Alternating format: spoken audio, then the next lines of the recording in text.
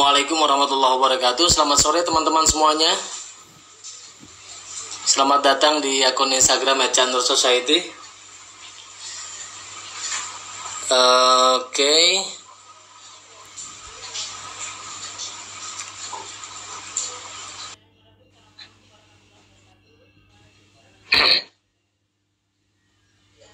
Ya, Kiai Moksid sudah hadir bersama kita.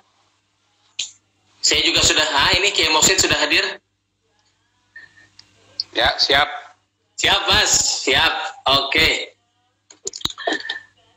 Teman-teman sekalian, kita mulai. Bismillahirrahmanirrahim. Assalamualaikum warahmatullahi wabarakatuh. Salam sejahtera untuk kita semua. Selamat sore teman-teman sekalian. Selamat datang di akun Instagram @chandra_society. Ini adalah akun resmi yang dikelola oleh NCMS.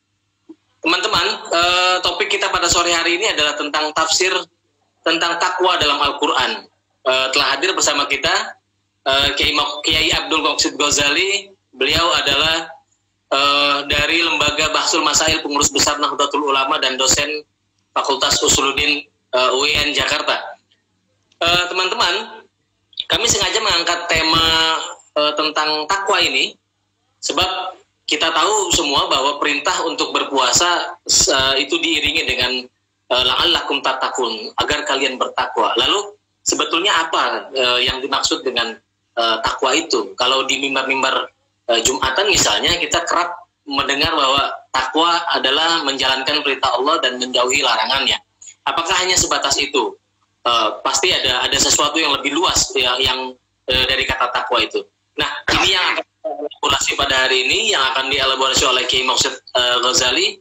Tanpa berpanjang kalam, saya kira langsung saja skemanya seperti kemarin Kiai Moksid. Jadi 20 menit mungkin pertama untuk pemaparan, dan setelah itu kita akan tanya jawab. Silakan Kiai Moksid. Assalamualaikum warahmatullahi wabarakatuh. Mudah-mudahan suara saya terdengar dengan jelas kepada seluruh anggota atau penggemar, follower dari Nurkhalis Majid Society. Sore ini kita akan bahas mengenai takwa di dalam Quran. Teman-teman yang rajin melakukan studi terhadap literatur keislaman pasti akan tahu bahwa takwa itu bukan hanya dipakai untuk Allah. Misalnya di dalam hadis ada teks yang berbunyi ittaqun nisaa, bertakwalah kamu pada perempuan. Apa yang dimaksud dengan bertakwa pada perempuan itu? Ada lagi hadis yang menyatakan ittaqu firasatal mu'min, takwalah kamu kepada firasatnya orang yang beriman. Tentu di dalam Quran seluruh kata ittaqu yang isinya adalah bertakwa itu diarahkan objeknya hanya Allah. Ittaqullaha, bertakwalah kepada Allah. Tapi kalau kaitannya dengan ittaqun nisa, bertakwalah atau takutlah pada perempuan, tentu berbeda maknanya dengan ittaqullaha dan bertakwalah kepada Allah. Ittaqun nisa itu artinya memberikan perhatian lebih terhadap perempuan, memberikan nafkah yang cukup. Kalau perempuan itu berada di dalam tanggungan kita, ittaqun nisa artinya juga memberikan perhatian lebih terhadap perempuan jika kita berada di ruang publik, karena perempuan pada zaman Nabi adalah kelompok yang paling rentan mengalami ketidakadilan. Ittaqun nisa itu diucapkan Nabi pada detik-detik terakhir ketika Nabi mau wafat, mau meninggal dunia. Artinya perhatian terhadap perempuan itu penting diberikan, karena saat itu mungkin hingga sekarang perempuan selalu berada pada margin, pada kelompok yang tertindas dari berbagai sisi. Tapi kalau kita baca di dalam Quran, seluruh objek dari kata ittaqullah itu selalu Allah. Tapi ujung dari ittaqullah itu ada dua yang berbeda.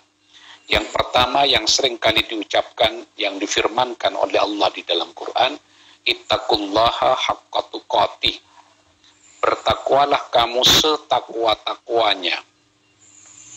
Tentu agak berat kalau kita bertakwa kepada Allah secara full time.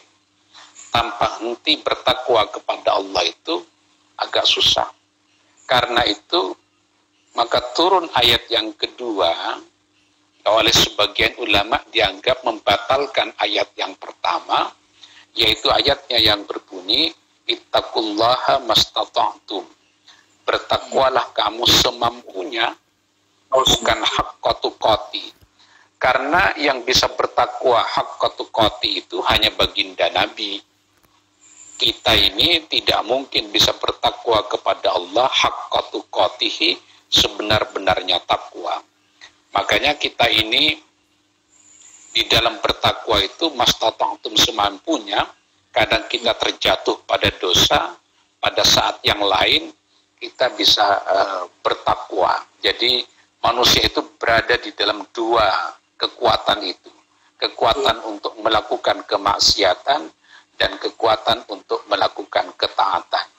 Kalau kita tidak berada di dalam ketakwaan, biasanya sedang berada di dalam kemaksiatan. Kalau kita sedang berada di dalam kemaksiatan, ya pasti kita tidak sedang berada di dalam ruang ketaatan. Nah, karena kita ini bukan orang yang maksum, selalu bandulnya di dalam ketaatan dan kemaksiatan itu. Tidak ada manusia yang tidak berdosa, kan? Itu sebabnya Nabi bersabda, kalau Nabi bersabda ya bukan berfirman.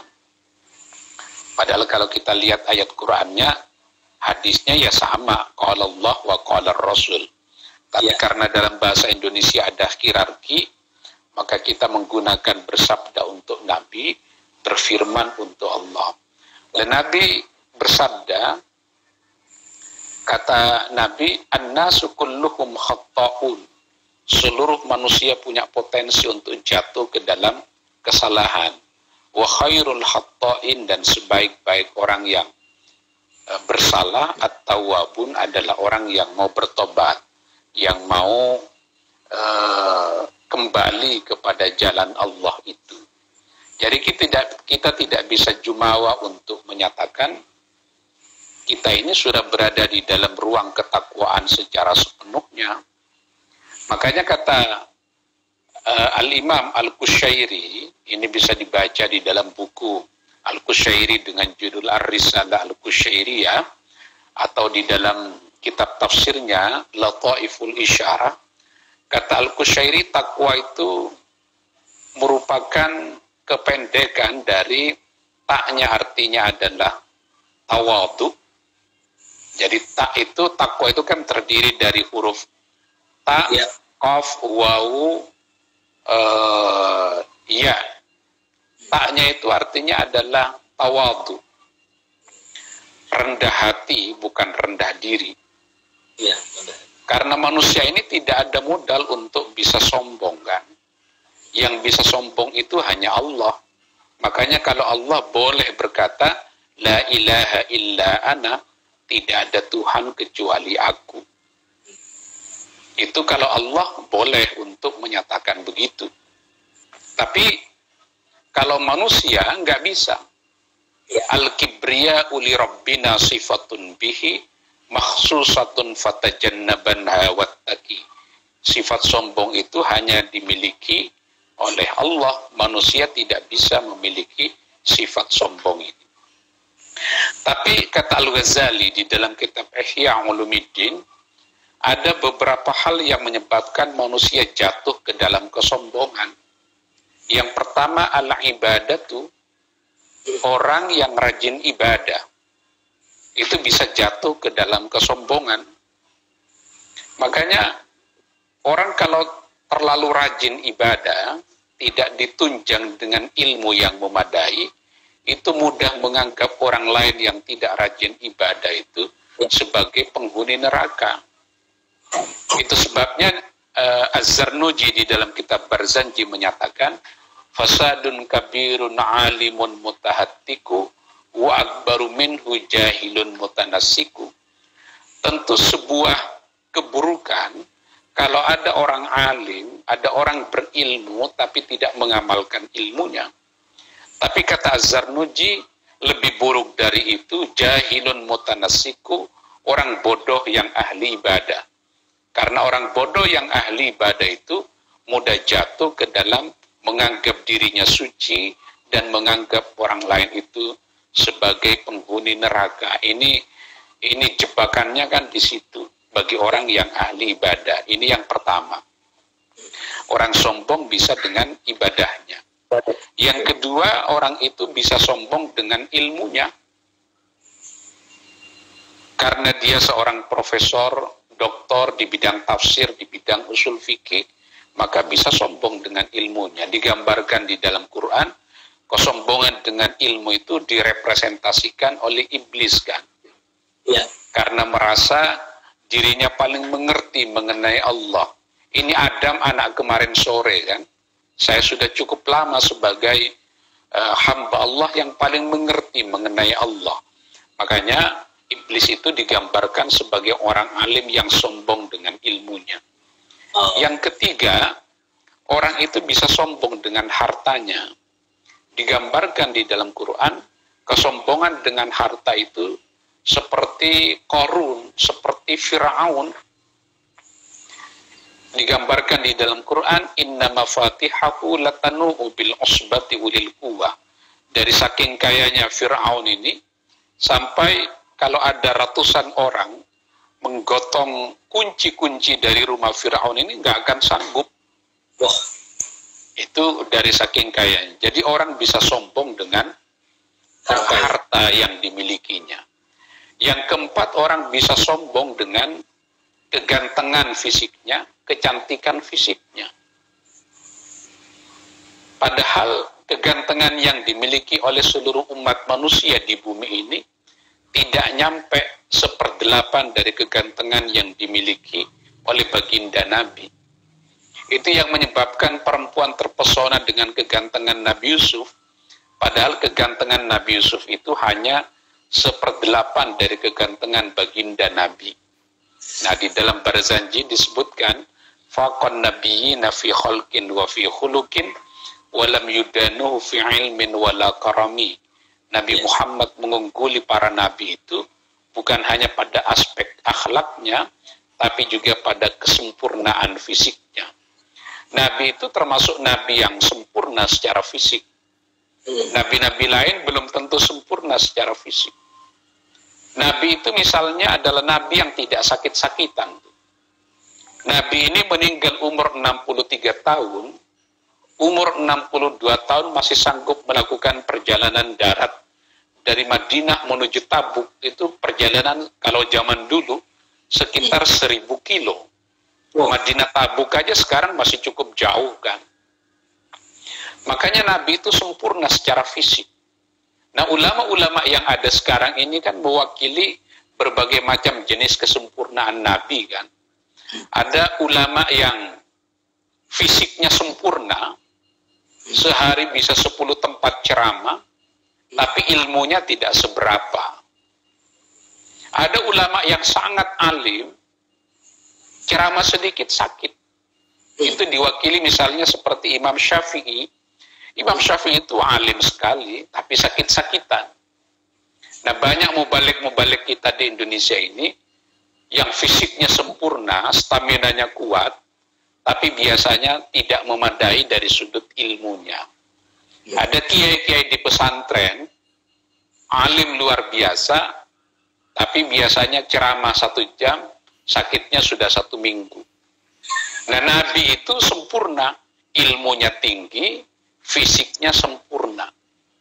Makanya disebutkan, faqan nabiyyina fi khalqin wa fi khuluqin wa lam yudanuhu fi ilmin wala karami. Tapi sekalipun Nabi ini ganteng, sempurna secara fisik, Nabi memberikan teladan kepada kita agar kita tidak sombong dengan kegantengan kita, apalagi tidak ganteng ya. Sudah tidak ganteng, sombong lagi. Tapi orang yang ganteng, orang yang cantik, selalu punya potensi untuk menyombongkan diri.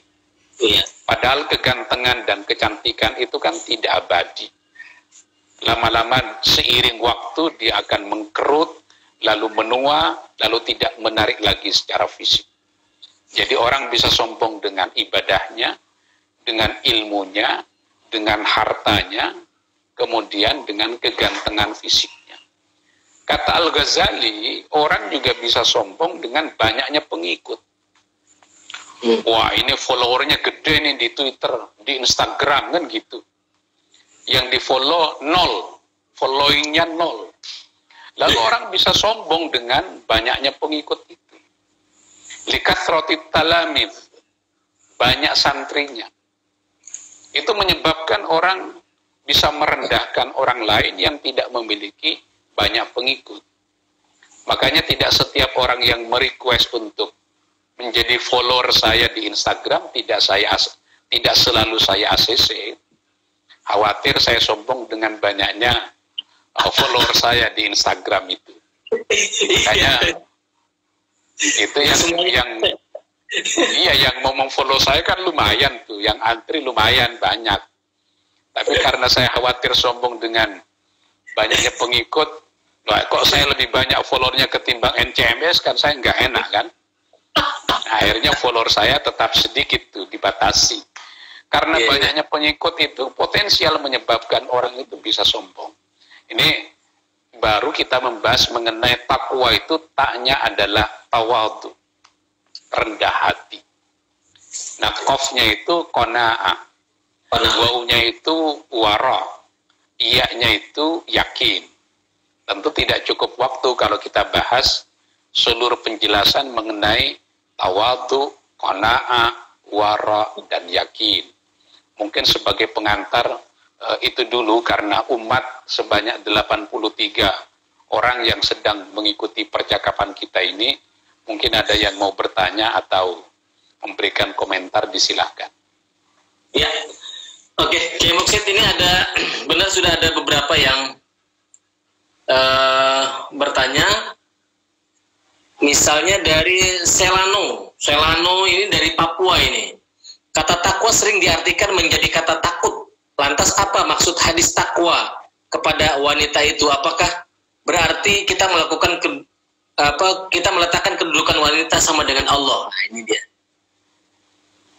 Tadi sudah saya jelaskan sebenarnya.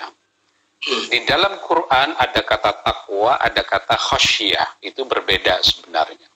Makanya kalau kita baca di dalam Quran, innama yakhsyallaha min ibadihil ulama'u, yang memiliki sifat khasyiyah itu hanya para ulama.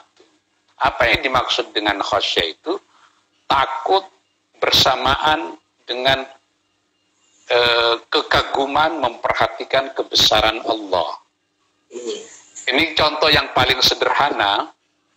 Misalnya kalau kita ketemu orang yang sudah meninggal saja, Kiai Maimun Zubair misalnya, itu secara fisik kan sudah sepuh, sudah lemah. Yang kalau kita tarung secara fisik kan pasti menang. Tapi kita takut. Itu namanya khasyiyah. Apalagi kepada Allah Subhanahu wa Ta'ala. Jadi ada karisma. Nah, ada karisma yang kuat sekali menghadapi azamatillah, keagungan Allah Subhanahu wa Ta'ala. Nah, mungkin sebagian mahasiswa itu kan tidak sama di dalam memperhatikan, di dalam menghadapi, berkomunikasi dengan dosen-dosennya. Ini ada dosen yang biasa saja, guyon-guyon, tapi mahasiswanya segan, takut. Itu apalagi kepada Allah Subhanahu wa Ta'ala. Nah, takwa di dalam pengertian terminologi yang disebut dengan makna istilahi. Jadi jangan lupa, setiap kata itu pasti memiliki makna lugawi, makna bahasa. Tapi tidak selalu memiliki makna istilahi, tidak selalu memiliki makna syar'i. Kayak sholat, itu ada makna lugawi, artinya doa. Ada makna istilahi, ada makna syar'i. Itu berbeda tuh. Kalau sholat itu artinya adalah doa, orang-orang non-muslim, bahkan orang-orang musyrik itu di dalam beribadah juga disebut sholat kan. Di dalam Quran disebutkan, wa ma kana sholatuhum 'indal baiti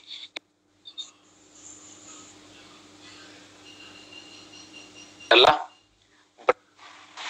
bersiul dan bertepuk tangan. itu sholat juga tuh. Iya.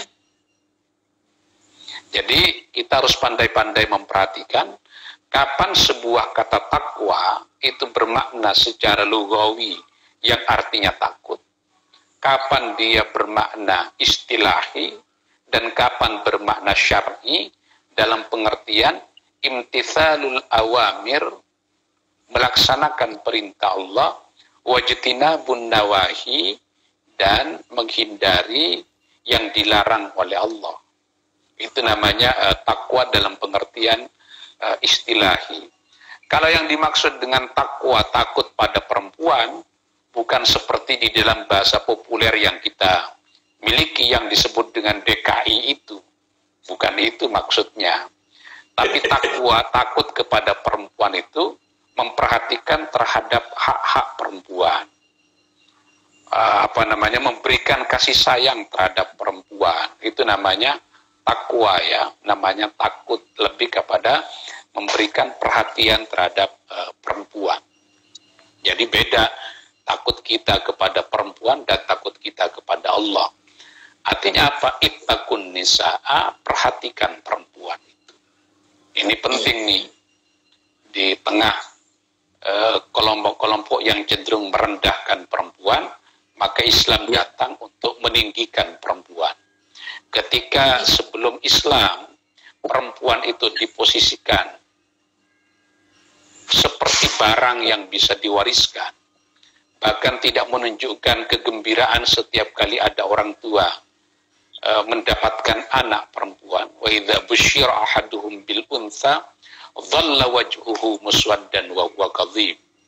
Ketika orang tua ini dikaruniai anak perempuan, alih-alih dia berterima kasih, bersyukur, tapi justru ingin membunuh anak perempuan itu.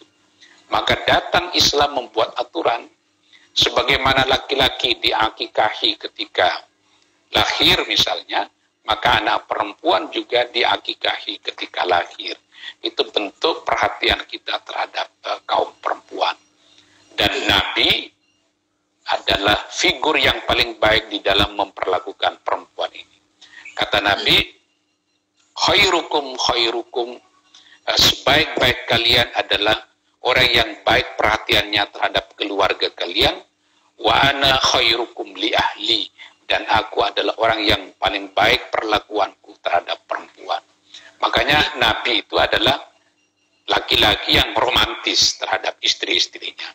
Kalau saya dengan Kang Rozi, saya kira jauh levelnya ketimbang Rasulullah Sallallahu Alaihi Wasallam.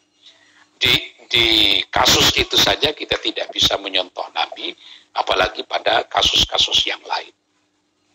Mungkin itu. Iya. Kemudian ini ada yang menyinggung soal kaitan yang tadi kita sebut antara puasa dengan takwa, karena ujungnya adalah ketakwaan dari seorang hamba. Nah, definisi takwa di sini tuh sebagai apa? Kutiba alaikumus syiyamu kama kutiba alal ladzina min qablikum la'allakum tattaqun. Diwajibkan atas kalian untuk menjalankan ibadah puasa. Tidak disebut di situ puasa apa tuh? Iya, iya. Puasa Ramadan atau puasa yang lain. Kama kutiba alal ladzina min qablikum, sebagaimana telah diwajibkan atas umat-umat sebelum kamu. Artinya apa? Umat sebelum umatnya Kanjeng Nabi ini juga menjalankan ibadah puasa. Makanya ketika Nabi berada di Mekah, belum ada kewajiban berpuasa Ramadan, umat Islam itu menjalankan puasa Asyura. Tanggal 10 Muharram. Itu orang Yahudi kan juga melakukan hal yang sama. Iya. Nyampe ke Madinah, sudah ada puasa Ramadan, maka puasa Asyura dinyatakan oleh Nabi sebagai puasa sunnah. Hanya biar tidak persis sama dengan Yahudi, di samping ada Asyura, kemudian ditambah dengan Tasu'a, pada tanggal 9-nya disunnahkan juga untuk berpuasa. Nah, puasa itu bisa mendorong kita la'allakum tattaqun, untuk menjadi orang yang bertakwa. Bayangin kita berpuasa hari ini, tidak makan dan tidak minum, yang memberi informasi mengenai wajibnya berpuasa itu sudah tidak ada 1400 tahun yang lalu, tapi kita sekarang melaksanakannya. Itu bagian dari ketundukan, bagian dari ketakwaan juga terhadap menjalankan perintah. Tentu takwa itu banyak macam ragamnya. Menjalani atau tunduk kepada aturan lampu lalu lintas itu bagian juga dari ketakwaan. Jadi takwa itu bukan hanya mengikuti perintah Allah dan Rasul-Nya, tapi juga mengikuti perintah yang ditetapkan secara bersama dalam bentuk undang-undang, itu juga bagian dari ketakwaan. Jadi tunduk kepada al-qanun al-wad'i, hukum positif yang sedang berlaku di dalam sebuah negara, itu bagian juga dari ketakwaan. Makanya kalau kita berhenti ketika lampu merah menyala, itu kalau niatnya bagus, itu menjadi bagian dari ibadah. Makanya ibadah itu bukan hanya baca Quran, luas sekali maknanya, tergantung kepada niat setiap orang yang menjalankan aktivitas sehari-hari. Oke, baik ya Moksid, ini ada lagi dari, ya ini dari Difu Huldi. Konsep pada dasarnya melaksanakan perintah dan menjalankan larangannya. Negara, ini mungkin sama tadi, negara juga punya hukum mengandung larangan. Negara juga punya hukum yang mengandung larangan. Apakah kita bisa mengatakan bertakwa? Itu persis tadi yang disampaikan oleh Kiai Moksid. Jadi kita lanjut saja. Kalau terhadap pemerintah bukan takwa namanya, tapi taat kan. Ketaatan, ya. Iya, ati'ullah wa ati'ur rasul wa ulil amri minkum. Jadi itu porsi mentaati Allah, mentaati Rasul, mentaati ulil amri, satu tarikan nafas kan. Hanya bedanya ati'ullah ada ati'unya, wa ati'ur rasul diulangi lagi. Tapi giliran wa ulil amri tidak ada tuh kata ati'u. Itu untuk menunjukkan levelnya berbeda. Jadi mentaati ulil amri itu ada batasannya. Kalau mentaati Allah dan Rasul-Nya tanpa batas. Mentaati aturan itu, sejauh aturan itu tidak melanggar prinsip-prinsip pokok ajaran kemanusiaan, ajaran ketuhanan. Kalau negara membolehkan mencuri, kita tidak boleh tunduk. Makanya hanya kepada Allah dan Rasul-Nya ketaatan kita tanpa batas. Umar bin Khattab itu pernah bilang kepada baginda Nabi, wahai Nabi, engkau lebih aku cintai ketimbang keluargaku sendiri.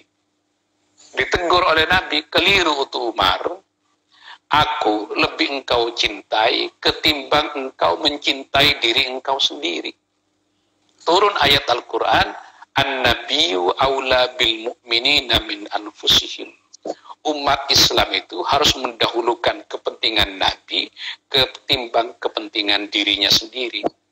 Apa yang dimaksud kepentingan Nabi?